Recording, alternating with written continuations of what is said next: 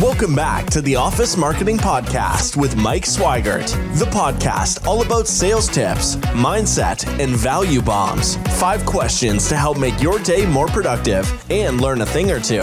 Here is your host, best-selling author, Mike Swigert. Yep. Hey, everybody. I am so excited to have Nathan Segal here on the Office Marketing Podcast. Nathan is an absolute expert at positioning people to be an expert in any industry. In their industry, he can help you. So there's a lot of people listening right now that have heard, oh, I want to be an expert, but I am an expert, but I don't know how to get my story out there. Well, today, Nathan hopefully will walk us through that a little bit, and we're going to get to know him a little bit better. Nathan, thank you for being on the podcast. Thanks for having me. Well, all right. So I want you to talk a little bit about you. This is your chance to kind of say, hey, look at me, right? Isn't that what this world's all about, right? So Yeah. Tell us a little bit about yourself and what do you do? Well, I mean, I've been involved in marketing and stuff for quite a while. I mean, I started as a freelancer back in 1988. And that's when I realized that I just couldn't work for corporations. A major problem is I just kept recreating the family, and I knew it was toxic. I thought I got to stop doing that. And the only way I could figure to stop doing it was to become a freelancer. And I became interested in photography. And that's where I got my start, which was back in the day, there was a technique called special effects photography using equipment known as pin registered cameras. And that was for the multi-image industry, as it was known back then, creating computer-controlled slideshows.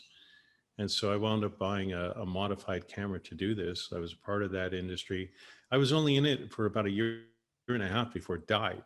And that's because computers came onto the scene and revolutionized everything. And I got into computers, became involved with stock photography, wound up in art school to learn how to do composition and design. At one point, I got fired from a job as a software instructor. And after that, my cousin reached out to me one day and said, hey, do you want to learn how to be a writer, freelance writer? And I had no prospects. I said, sure. And I just did what he told me, and I succeeded. And it was really that simple. And there are a lot of people who complicate stuff to do with mentors, but I just listened to what my mentor told me. I never questioned him. I never thought I was smarter than him. I just did what he told me, and I succeeded. And I became a writer, and then it led me into all sorts of different marketing things that led me into internet marketing, which is what I'm a part of now, and just different things. I mean, it had to do with opening doors and being curious, a lot of it, and just be willing to try stuff and be willing to fall flat on my face, which I did a lot of and still do. Well, if it's anything like the guys listening or the people listening to this podcast right now, we fail and fail a lot, but we like to fail quickly, and we hate to make the same mistake twice, right? So, all right, I'm going to do what we're not supposed to do in podcasts, but I want you to give us a value bomb early, right? Specifically about what you do in becoming an expert. Can you give us one tip for anyone listening that's trying to kind of manage their brand a little bit? Like, what's one thing they could do to help establish themselves as an expert? Well, the number one thing that I say to people who want to do this is you need to write a book, but not a book that you would see on the traditional shelves. What I say to people is, look, what you want to do is you want to go into your industry, and hopefully you know it well by now. And if you do, then you want to address the top 7 to 10 questions that your prospects ask you. And then you want to write out a detailed response. Like, how would you answer those questions in an actionable way that they can take it and use it? And so if you do it that way and you create it's going to be a really short book, maybe 10, 15 pages, but it's going to be full of valuable content. And you give that stuff away to your prospects with a call to action to work with you. That's basics of it. But you just give it away. And when the prospects look at your stuff and they realize that what you've given them is stuff that they can actually use, they're far more likely to want to work with you. And you're opening a door without being salesy, without trying to pitch them and say, hey, you need to work with me.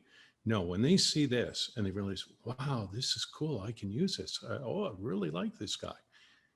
And that's what I recommend. It's a very counterintuitive approach. Some guys use something like it. It was a product called Traffic Geyser years ago to do with video. And I just took what they did and I put my own spin on it, which was about putting it into print as opposed to video. But it was the same idea. The top 10, 7 to 10 questions that your prospects are asking you, answers to those questions, maybe a quick summary if you need it, call to action to work with you, put it into a simple book, get it out there as a PDF or paper print or whatever. You just hand it out to people. I know a guy in Victoria where I'm from who does this. He's a realtor. And he wrote a book called What's Stopping You, about what was stopping him about becoming an author. And he put that into a book and he gives it out everywhere. And that's how you do it. I love it. Okay, good. I think we may have lost all the listeners because I think after they hear that, what else can we learn? All right, but you know what? There is more to learn because we're going to go through our general sequence for the podcast. We're going to go right into this one, Nathan. Tell us something that everyone doesn't know about Nathan Segal. Oh, well, I don't know about everybody, but a major reason I wound up in Mexico, like a lot of people will assume, oh, it's because of the climate. It's like, no, a major reason I wound up here is because I was tired of the income tax system of Revenue Canada. And what I discovered after I left was if you're a Canadian, you're listening to this podcast and you want to travel and you want to do what I'm doing, but you don't want to pay income tax anymore, there's a loophole. You see, Canadians are taxed on residency, not on citizenship as you guys are in the United States. So if you want to get out of the income tax system, there's a very simple way that you can do it. There's a page on the Revenue Canada website that describes it. But basically, you can become a non-resident for the purpose of income tax. And if you don't make your money from Canada, and you don't make it from, say, Mexico either, you make it from other sources, you are effectively gone from the income tax system and you'll never pay income tax in Canada again. All right. So Nathan, well, let me get this straight for the tens of millions of people listening. So as an American, can I become a Canadian and then use this? No? Well, I mean, it's much harder for Americans to do what I'm doing. If for American, you'd have to renounce your citizenship. That's how a lot of Americans are getting around it. Because your system is set up, to the best of my knowledge, that you get taxed for 10 years after you leave. And I've encountered some Americans who got so pissed at this, they said, screw that, and they renounced their citizenship. Canadians is different. We're not taxed on citizenship. We're taxed on residency. It's a different thing, and it's really important if you want to get out of the system. Well, the good news is I don't think this podcast is very popular with the Canadian leadership. So we're going to be we're just fine. We're doing just fine. So, all right. So moving into, you keyed on it a little bit. You talked about 88 kind of going into being a photographer, but the next question, was there anybody in your life that kind of inspired you to take this path? Oh yeah, there were a lot of people. Because I was into special effects, I started reading magazines, and I met a guy locally, a guy by the name of Ken Cooper, who was doing what I wanted to do. And then I learned about other guys like Pete Turner and a few other people who I can't remember in this exact moment, but it just became a part of a group of people who were doing this kind of stuff. So I just keyed into that. And then it was just one thing after another, just it was just holding a mental image of what I wanted to do. And then I just started meeting people. I can't even remember how it happened, but it happened and one thing led to another. My father gave me a hand with it. I bought some equipment and I started teaching myself virtually everything I know. I took some training, but very little. And most of what I learned was just by experimenting and talking to people. And that's about it. I mean, a lot of what I learned was on the fly. I just taught myself how to do it. Well, I'm gonna ask you to share something, but before we start this podcast, you shared something with me which I thought was really cool, and I hope we're not jumping too far ahead. But when we talk about inspiration for writing and inspiration for writing books, you shared a tip about, you know, if you want to be a novelist, like what's one thing that you could do if you want to be a novelist? Yeah. And like what would you do if you wanted to be a great novelist? Like, please share that. Yeah, it was something I read, and I don't remember who said it, but he basically said that if you want to know how novels work, find a novel that you really like and sit down and write the entire thing out by hand. And if you do that, by the time you get to the end, and you need to write it by hand, because it will connect things to do with your mind better. You get to the end of that, you'll know how a novel works. And it's the same thing with copywriting. If you go to some of the great copywriters like Gary Halbert, it's recommended that you write out a whole bunch of sales letters by hand for at least a year, maybe longer. And if you do that and you keep doing it, you will begin to understand how things work. I love these. I love this. I hope people that are listening right now, just take a second. If you get an email that comes to you that you're kind of like, all right, why did I open that email? And why am I scanning through this? And if it kind of hits you and you're kind of looking at this going like, this was clever, put that in a save that copy. And if you want to be better at writing emails, if you want to be better at writing that copy, Nathan just gave you a golden nugget to just be a little better at writing. Absolutely love it. Thank you, Nathan. You're welcome. All right. So I think that ties into the next question. We're talking about mindset, because the power of reading and writing and how things get through. But after kind of, the shutdowns of last year, and as we come to this going through 2021, talk to me a little bit about energy and mindset. What do you do specifically to keep your mindset positive? Well, among other things, I go out pretty much every single morning. I go out for a walk. I've been doing some therapy to help improve my eyesight. And one of the things that I learned about was taking vitamin B2 and then getting out in the sunlight as part of the therapy for 15 minutes.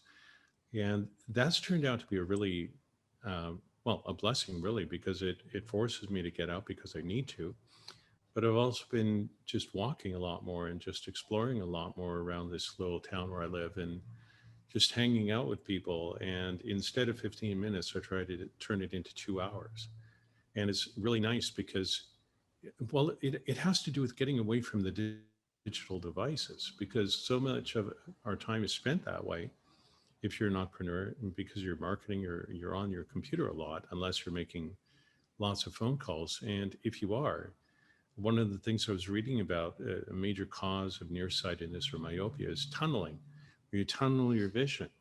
And if you have certain types of glasses, it gets even worse. And if you have certain devices and if you get too close, then you're just tunneling your vision down, you're creating nearsightedness. But if you go out and you spend a lot of time outside, you're opening yourself up and looking at stuff in the distance and all sorts of things. And preferably, if you do have a digital device, you're not looking at it every 5 minutes. You get away from that. So I find that just being out like that just makes a big difference. I feel better every time I do it.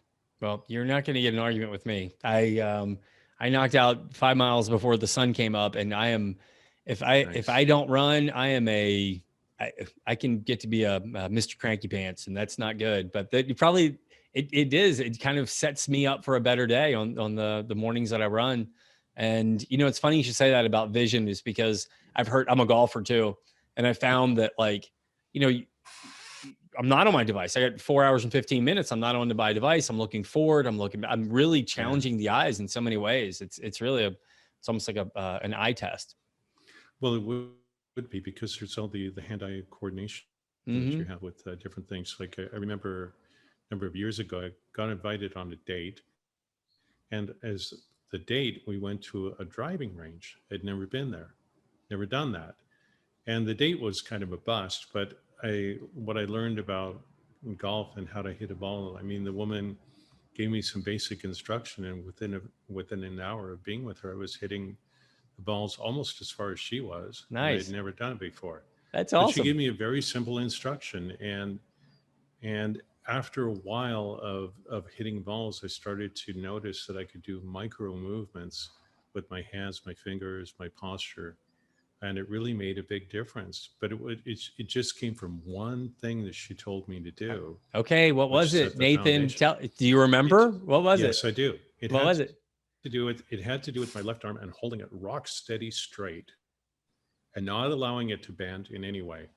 And then, bringing the right arm up and and then hitting the ball that way. And so long as I did that, I found that after a while I could start making little micro movements, and it would affect what was happening with the ball. I mean, it doesn't sound like much, but it was really amazing. And she said to me at the end of it, she said, you know, you're doing really well.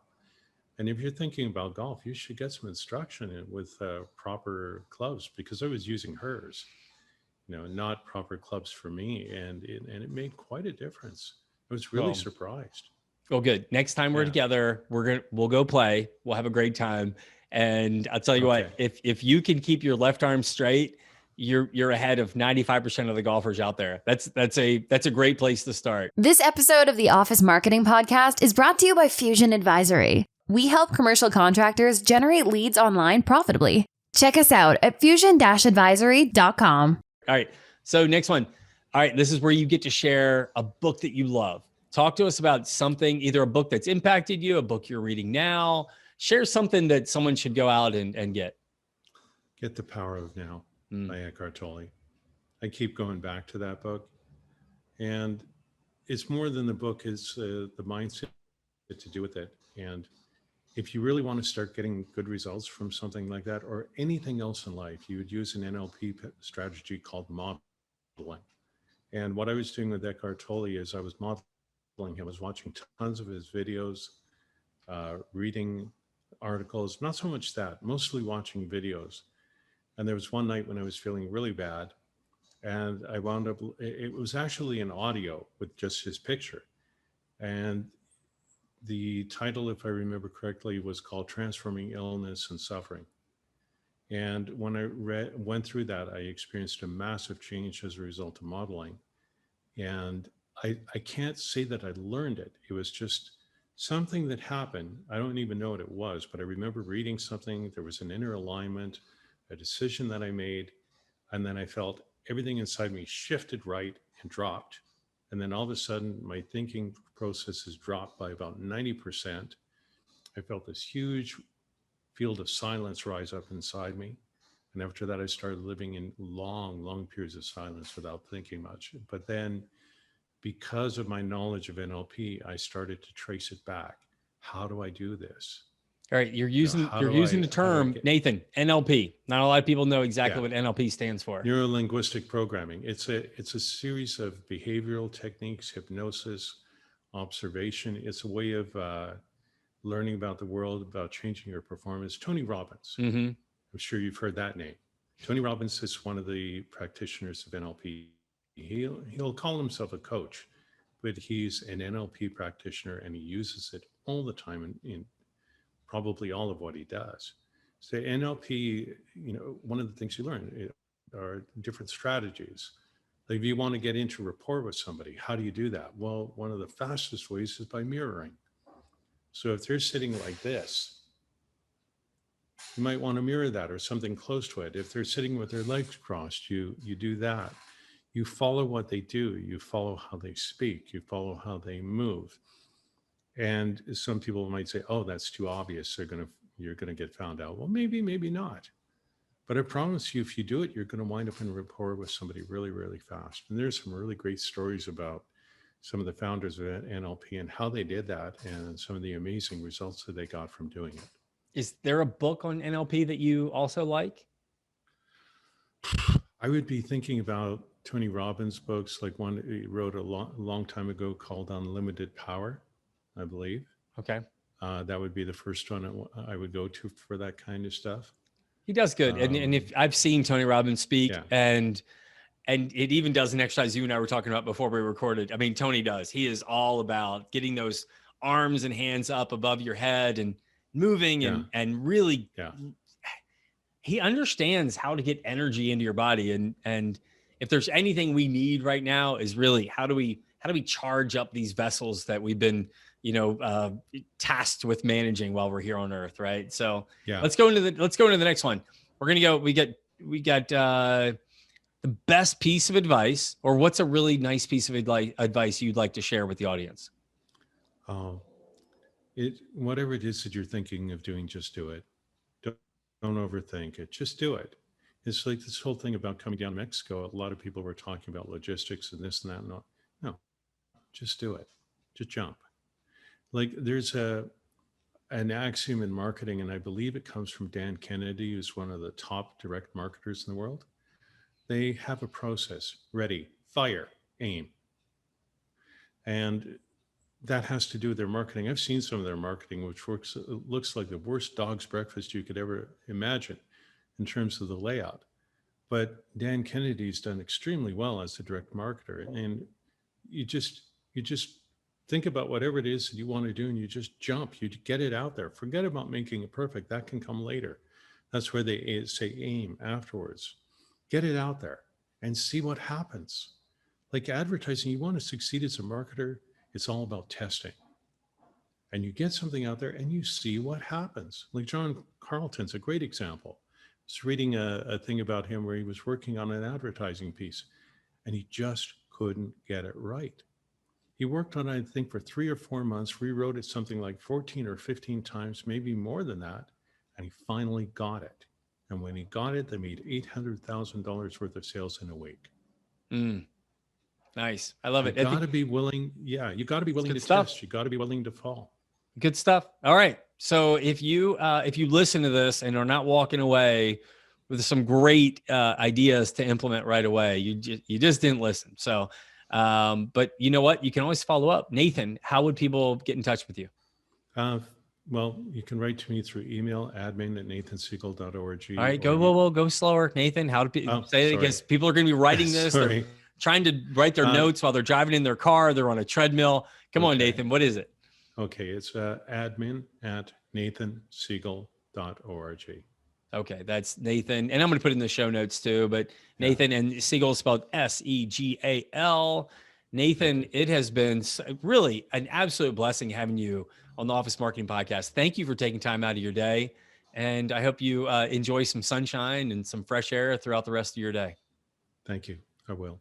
Thanks for listening to the Office Marketing Podcast. Be sure to join the conversation on our YouTube channel, LinkedIn, and Facebook pages. If you enjoyed the episode, head over to iTunes to subscribe, rate, and leave a review. Thanks for listening, and we'll see you next time.